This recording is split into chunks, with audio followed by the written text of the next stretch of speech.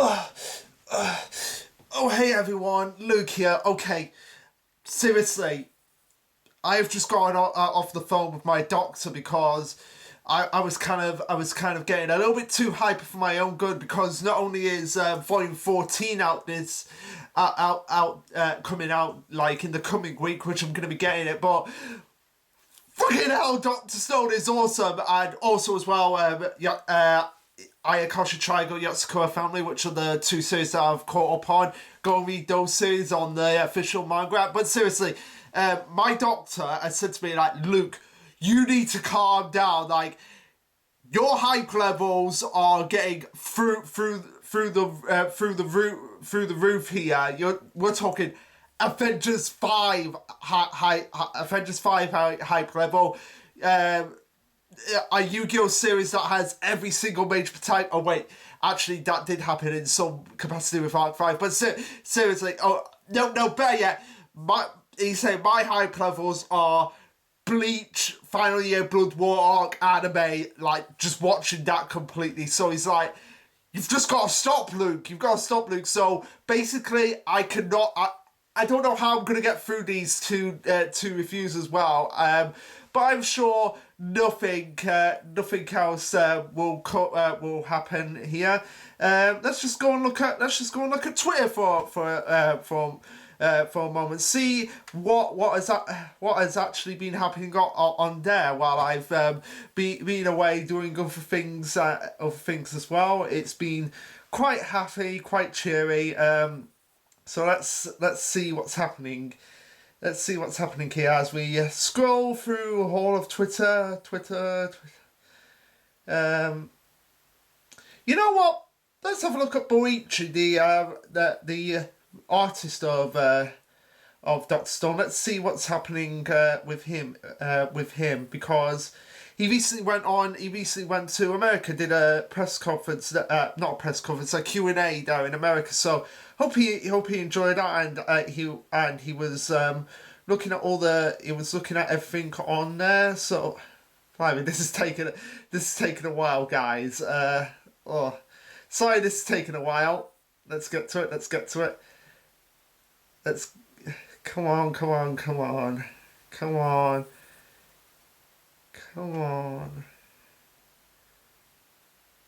Sorry, guys. Sorry.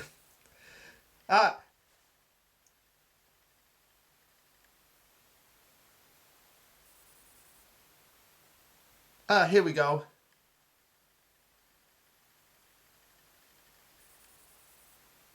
Oh my word. Oh my word. Look at what's happened here.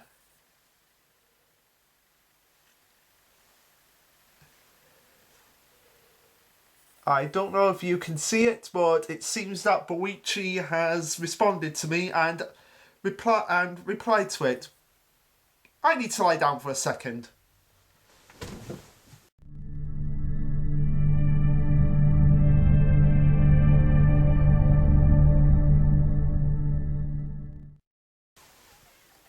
Okay. I apologise for that way long intro, guys. I apologise for it. So, yeah, that was too cringy, but it's just something I wanted to do. So let's just dive into the chapters. So yeah, this will be a double review. So let's get started with chapter 174, titled. Here we go. The Spectre of the Panam Canal. Now, if you don't know what the Panam Canal is, it is Panam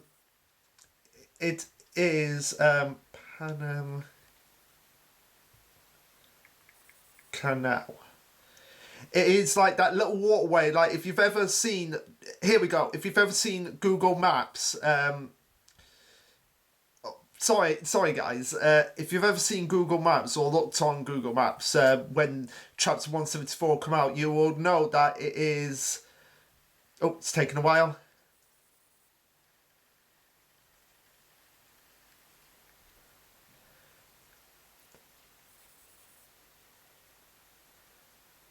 You'll know it's like, if you can see it there, it's like the little canal. Like if you look at any mapper, and it has America, then it has Mexico, and then it has South America. It's kind of like a little canal that's like in the middle of Mexico. That's kind of like where it is, and this is kind of the strategy that the Kingdom of Science is going to be using to actually evade Stanley and evade his forces, so that they actually have a little bit of time to actually reach South America or South America soil, and we reach where the equator is, or Ecuador. I believe I'm pretty sure that's how you pronounce it, Ecuador. So yeah, let's just carry on and find out what's actually going to happen in this chapter. Alright, so the chapter starts off from the ending of chapter 173, where they were using Chelsea's kites to actually evade Stanley and get some more power, more power in their little tiny yacht that they had. As Chelsea goes, so while we're run a full throttle race against mean old Stanley, we've got to harvest some rubber from trees. Now, this is kind of important here, because me and Party Jams were actually having a discussion about whether Chelsea is actually going to be the villain of this arc and going to be like the evil environmentalist, but I'm pretty sure that this, because it's her suggesting that they harvest from the trees, pretty much secludes her fact that she is not evil, and she's willing to actually use the environment to actually benefit herself as well. So I don't necessarily see her as being evil in the sense of like how Cena was, or being more of an antagonistic force. I don't see her being that now, because she's the one who's actually suggesting this. But anyway, continuing on, they're like, Funsies, I've got it covered. We're here right now near Panam, so like they're actually in Mexico. So like they're actually near the Mexico land and region, and they're actually in that little canal area that you can actually use to get from the the Pacific Ocean to the Atlantic Ocean. That's it. Yeah, the Pacific Ocean is on the eastern side of New York, and the Atlantic Ocean on the western side. So yeah, that's sorry guys, my geography is all over the place. Atlantic Ocean east side, Pacific Ocean west side. Yeah, that's it. But anyway, she goes on to say, I like a guide us straight to some rubber near the shore. As Luna and Suiko are going on, like saying like, but if we take too long, Stanley will actually catch up to them, and just like, yeah, that's a big problem. As Max and Collis are like, most of you don't know how nasty Stanley can be, and yeah, that's kind of important. Yeah, pretty much all of us don't know how nasty Stanley can be, but based on what we actually have seen so far, yeah, he's pretty aggressive. They continue on and say that if their boat is reachable by plane from Stanley's ship, they are doomed, as we get a very frightening image of Kohaku and Senku actually being completely obliterated by Stanley, and it's like quite scary that something like that can actually be shown here. And again, showing how much more of a threat Stanley is compared to Sino and to lesser Ibarra, how Stanley's just more of a guy who's like not afraid to get his hands dirty pretty effectively in order to get his lover back. Come on, it's obvious that Sino and Stanley are lovers at this point. Senku goes on to say that sounds about right, as Ryuzu is like, and now that they know the revival fluid, they've got no reason not to kill them straight on sight. And yeah, that's kind of important that they've actually brought that up, because now that they have the formula, there is no reason why they shouldn't actually be completely going on and thinking like, okay, we can kill them now that we've got the formula, and we can actually rule the world together. As they continue to actually figure out a plan of what they can actually do, and Yukio's bringing up the fact that the radar guy that they actually have is an elite guy, and even the tiniest hint of their location wouldn't escape him, and they can't actually come up with any situation. The only one that they can actually think of is the Panam Canal, which Chrome actually mistaken as the Banana Canal, and have no idea what that's all about. Caleb Cook did actually say something on Twitter, but I can't remember what I actually said. But anyway, as Chrome is actually confused by this, Francois brings in like their globe that they actually have, and she explains that traveling by ship to the ocean from the other side is a monumentary task, and Suika is saying whether going up or down, either way it looks like a long round trip, but there's actually a way that they can actually cut through the oceans, which like I said earlier is through the Panama Canal, and they're actually going to use that to actually evade Stanley's forces. As Chelsea's like, if we could squeeze through there to the other side, we'd have the bad guys beat because because of the fact that they actually have the Perseus, and the Perseus could not actually get through a canal. And I love Chrome's reaction here. Is like, you don't say, I swear scientific civilization came up with the craziest ideas. Yeah, they did. Pretty much, you're right on that front, Chrome. As they come up with the idea to actually evade Stanley's forces by actually going into the Panama Canal, Reeves was like, we're splitting up into two teams, Team Rubber Tree and Team Panama Canal. And I'm like, oh my god, don't suggest that. Like, stop split. I understand why he did it for like the big group of Kingdom of Science, but stop splitting up the teams. Even though I know that's probably going to happen eventually when we get to the end of chapter 175. But anyway, Kohaku, Luna, Suika, and Chrome are actually shocked by this, and they're like splitting up at sea. But how? As they're going to say that they're going to be using the Canal team as bait to actually lure Stanley away from there, while the actual rubber team are actually going to collect the rubber that's actually needed to make the tires, to make the motorcycles to actually get across South America. Yukio says the radar guy is so good at the job that nothing escapes his watchful eye, and they're going to use that against him before they're actually discussing what. Before they're actually discussing that the canals are actually properly blocked off, which I like that Kohaku's actually suggesting this, showing that, again, like I said in previous chapters, how some of the Kingdom of Science are actually getting to understand the nature of the world and how the climate can actually change and affect the world, and they're like, no, that not 10 billion% sure, but most likely, yeah, that's probably what's actually gonna be happening. Before Senku goes on to say that our canal-bound bait will be shot full of holes and die for this mission, as they're all pretty shocked that Senku could even actually suggest this, and they're like, you really don't mean it, do you, Yukio? And it's not just Senku that's saying this, but it's Yukio that's actually suggesting this as well. As they're like, listen up, this is goodbye forever. As they're like, goodbye to who?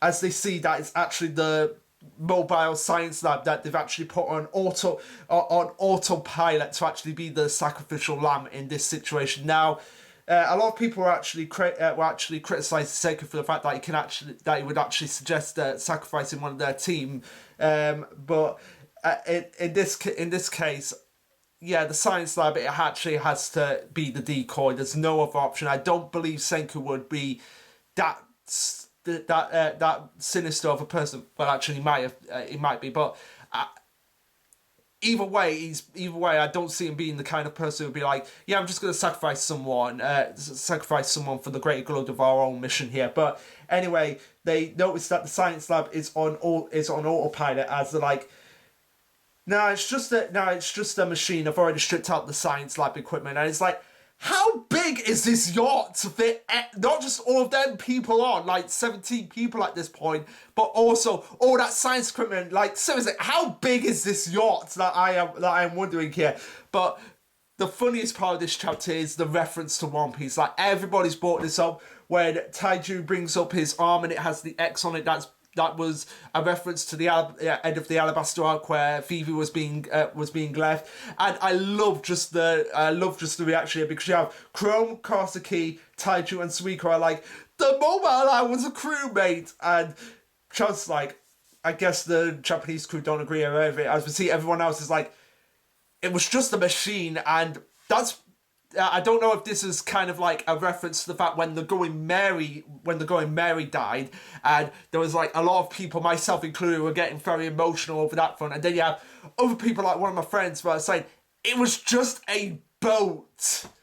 That, I feel like that's kind of like what they're getting at here, like what they're hearing at here. Like, it's kind of a reference to One Piece. It's how some people can get very emotionally attached to just a piece of equipment, whereas others are like, It's just a boat, guys. Continuing on, it seems like the plan has actually worked as the radar as Mr. Radar actually says that no actually discovers that there's actually two signals that are actually coming through now, and he's like, it could be and it's like it could be a decoy, it could not. That this is what Stanley's actually saying. Like, yeah, this is pretty obvious. It's a decoy, but we still can't take this risk, and it's pretty obvious but very clever at the same time, as Gen's reiterating that since the modern times have knowledge of the canal, even if they suspect a decoy plan, they have no choice but to pursue it at top speed.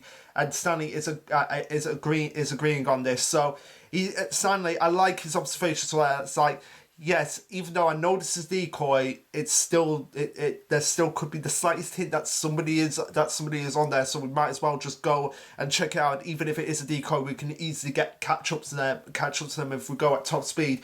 But anyway, now that they have Stanley chasing the mobile lab, we see everyone. We see everyone getting onto some line, like sort of like near the Mexican and South America border, as we see them discovering various animals, including primates and toucans. And I love this, like Charles being lead. It's like, yeah, look over there, they're right there and everything. And I really hope we get some moments when Sarika's like getting all excited. It's like, I've never seen these animals before. What are they called? What is this called? What is that called? I'm really looking forward to getting moments like that before they actually come across a tree, which based on the panels here, I think it shows just how much. I don't know if like trees actually grow that high in like the Mexican South America region, but it's pretty high compared to the height of the carrots here. So they're like, does this really contain our precious rubber? As like, just make a cut in the rubber tree and start collecting the sap. So like they're collecting the sap from the tree that's going to be used as the raw material to actually make the rubber. And they're like, what? I love this from like the Ishigami Village people, because they're like, what do you know? It's just like harvesting liquor. That makes it test suited for the Ishigami Village people. And even like little Suika's like, even Suika has done this before. So it's nice that they actually have moments here where it's like, oh, we actually know something here, and it's not just from the modern time people. We're actually familiar with this process ourselves as well from when we were living in Ishigami Village, as we see them starting to collect the saps in the trees before Sinu actually looks over and notices that Gen's actually handing him over a knife, and he's like, why would you willingly hand a potential weapon to the enemy? And that's a really interesting point that Sinu's actually bringing up here. But of course, Gen being Gen and having his silver tongue is like, a super science pro, dear Sinu. Surely you can't resist making rubber with us. Besides, if our vehicles aren't up to snuff, it will be your funeral as well. You and Senku are birds of a feather. Both of you aren't the type to take science with lies, right? As Sinu's kind of like looking very like, yeah, you're right, and even if it taints, it's still my funeral as well, because if you guys die, then there's highly a chance that they're just gonna kill me in revenge as well. So it's kind of like him being like, you know what, okay, I'll work with you for as long as I need to, as he's like, as Gen's like, yeah, but we're not letting you get near our communication device. We don't trust you that much, like, to hand over our communication device at this point. And based on what happens in the next chapter, I don't think that trust is gonna last as well. As we see that Sinu is saying, such a shame that you're not that gullible or foolish. And yeah, I love you, Sinu. So continuing on, as the sap is actually laid out in some wooden crates, Luna's like, this is the same sap from before. It's all jiggly like paraffin cream. As Senku goes, vinegar hardens it up, then mix it with sulfine powder and knead it with roll, and then you get bouncy balls, but the they're super crafted, and it's just a quick and easy test of rubber. And Ryuzu was like, ha ha ha, the Stormlord is getting the real rubber tires it's been asking for. As Senku's like, damn right, when humanity figured this out, it allowed us to boost across lands at crazy speeds. We're taking legs of science to the next dimension. Rubber acquired, and that's where the chapter ends. And it ends with Senku basically like that, which is a reference to a real life mascot from a real life company. If I can remember, I believe it's a mascot. It's a white mascot. I'll cut off and then find it for you guys. Okay, I found it. That Senku at the end of chapter 174 is a reference to the Michelin Man, which as you can see there looks exactly like which is a famous tire company that is actually that is based in France. Yeah, from what I can see, he seems to be French. But yeah, that's the reference that Senku was making at the end of chapter 174. So overall, pretty good chapter, better than chapter 173. A lot more stuff to get through and talk about. Love the One Piece reference that was being referenced, and pretty much the characters' reactions to how split the fan base on is with the destruction of Going Merry. And we've got rubber now. The fact that this is moving on relatively quick is something that I'm going to discuss when we get into chapter 175, but for now, let's continue on. Okay, so this is chapter 175 titled Ultra Race Across South America, which doesn't include an ultra race across South America at this moment in time, so the title is alive. Seriously, what is going down there in Agaki? But anyway, that's besides the point. The point is that we pick up a bit after the end of the last chapter where we have Kozuki and Chrome basically stretching out the rubber like this. And you know what happens when somebody lets go of the rubber? It's like, boom. And that's basically what happens to Chrome. And even Gen's the one that's actually brings this up. Like, he can actually foresee everything. Now, Red in Control Chaos with you actually brought up what Gen does here, where it's like Ereball tie, and yeah, I can now. That's something I'm never gonna stop noticing now. So thank you, Red, for that. But anyway, Chrome and Kosuke are like, oh well, isn't this fun? You can pull and stretch it, you can make it go mwop, and of course it warps into Chrome's mouth. He falls over, and he's like, rubber's bad, and it's like, and they're like, how wild is that? Original tree sap turns into the stretchy bouncy stuff, and it's a pretty interesting material. But it isn't too soft, and this is Kawaku talking here, it isn't too soft and floppy to craft anything seriously. It's just a toy and nothing else, and she's just bouncing around various rubber balls. So it's like, it's just a toy and it's bouncing and all of that, and everyone's like, what? Wow, that's crazy skills like that. As Sinu and Senku bring up the fact that without science processing it, even a god of material like rubber was just merely a plaything. When Christopher Columbus brought some back to his civilization, it was just seen there for a whole two centuries. So pretty interesting that is actually a fact that was brought up that I didn't even know about. That Christopher Columbus discovered rubber, brought it back, but nothing happened with it for basically over 200 years. As Senku goes on to say, time to process this, Taiju. I'm leaving the manual labor to you. And he's like, and Taiju's like, it's been a while since I've heard that line. Yeah, it has.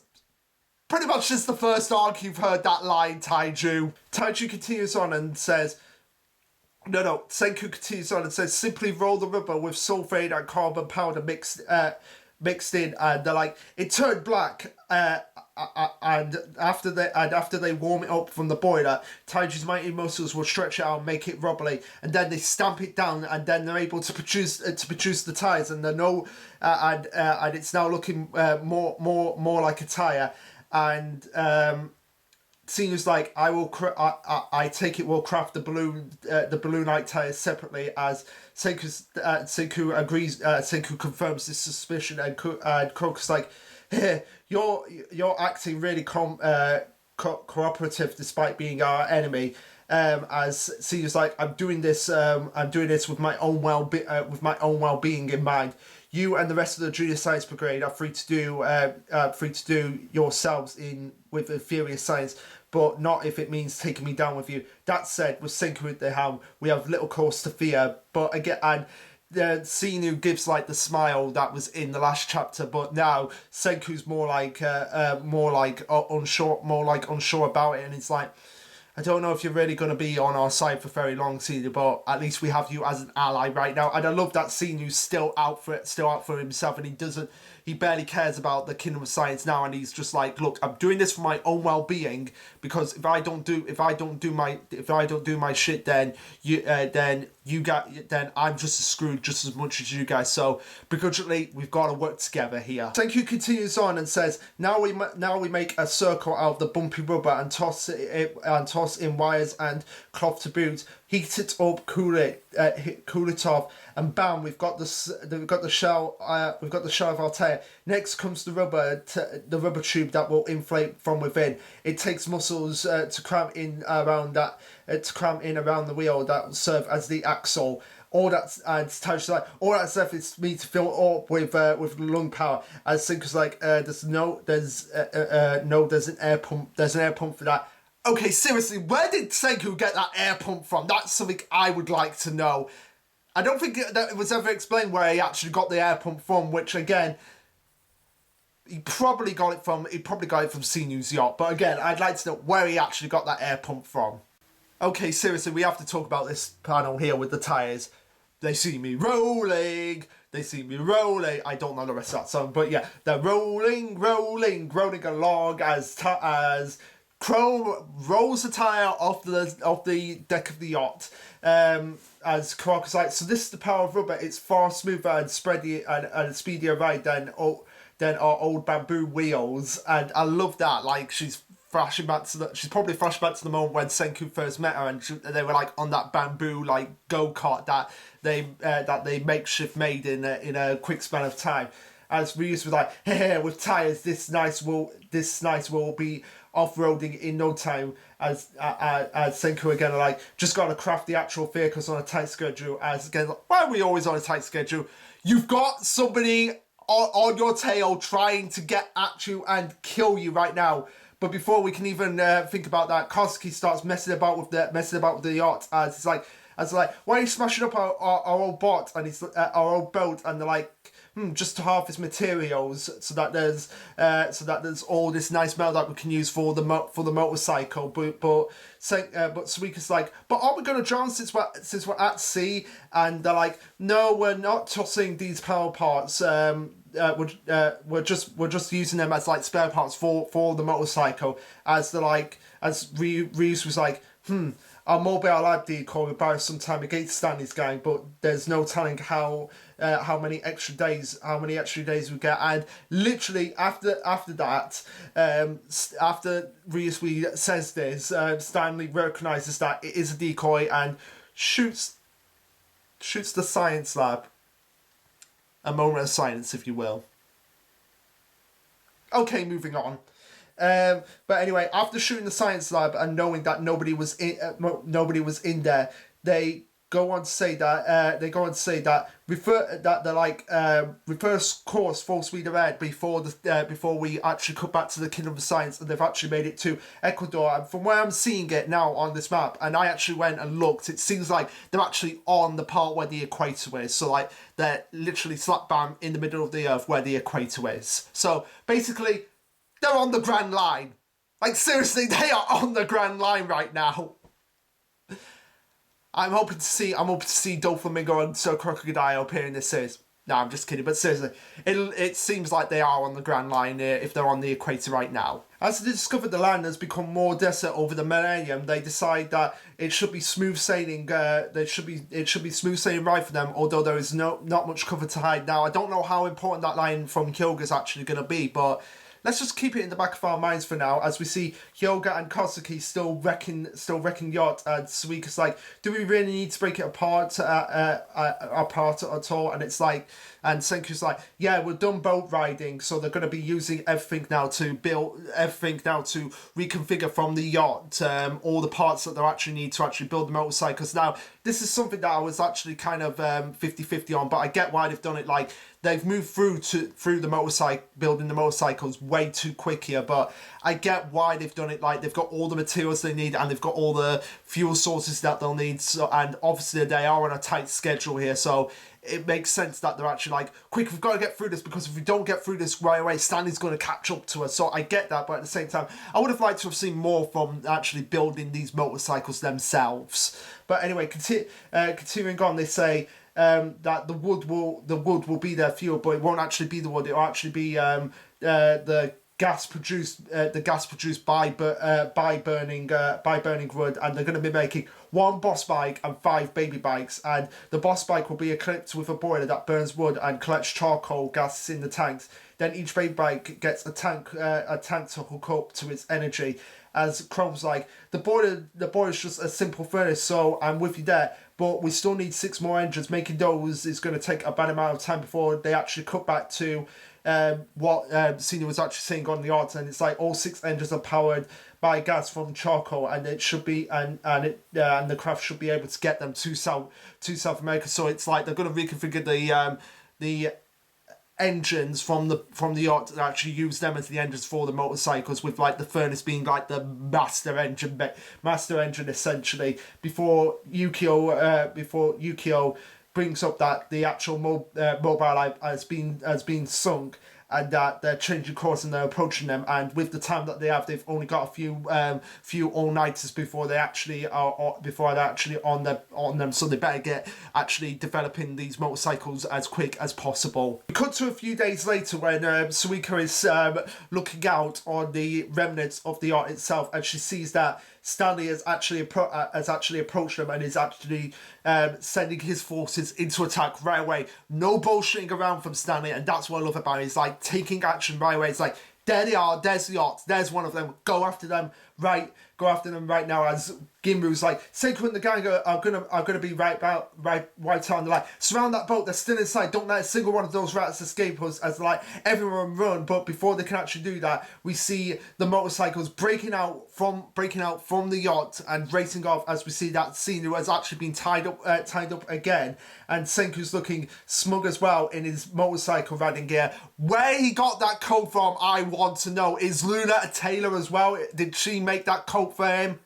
But anyway, that's besides the point as well. The point is that the motorcycles are required. They did it. They spent a few all-nighters actually making that, so that they didn't actually were sitting ducks when Stanley caught up to them, and that's where the chapter ends. Now, from these motorcycles, we can see that Yukio, Suika, and Kwaku are in one. In another one, which is obviously the master one, because it has three tires. So we have Ryusui, Sinu, and Hyoga. Then we have in the background we have Taiju and Kozuki, and in the forefront with Senku is Chelsea and Gen, and obviously Gen is bona fide driver's license, so it makes sense for him, and the people that are actually driving actually does make sense, with the exception of Taiju.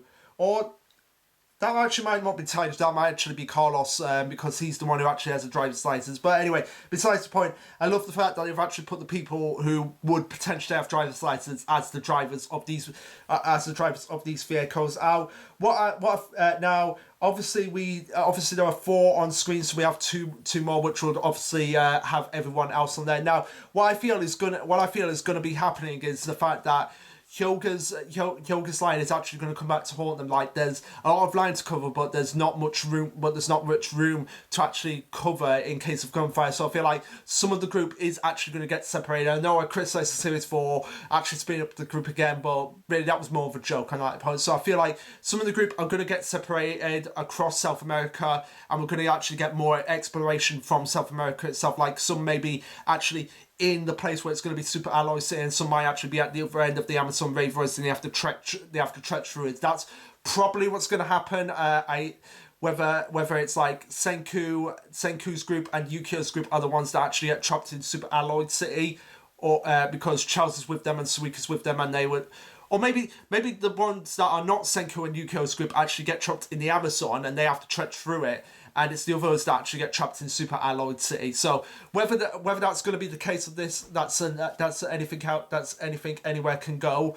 That's up to the series and up to the writers. So have no idea how long this arc is actually going to go on for, because it seems like with what Yoga says, there's going to be a lot of splitting up here, and they're going to have to regroup again in Super Alloy City. But anyway, guys, pretty good chapter for chapter 175. I loved all the interactions. Loved the fact that they were actually. Now that I've thought about it, I did actually love the idea of like, quick, we've got to get through this, because it shows that they're actually not sitting around and not waiting for Stanley to show up. They're actually working day and night to actually get this stuff done. Now, would I have liked to have seen more of the motorcycles being made? Absolutely, but at the same time, I'm not going to be complaining, because it seems like we're actually going to get that pretty much the next chance is probably just going to be a race across South America, and ending up with everyone being split up and having to regroup again. But anyway, guys, what did you think of these chapters? Let me know. Like, subscribe, comment, all that jazz. And this will be Lasher Luke signing off.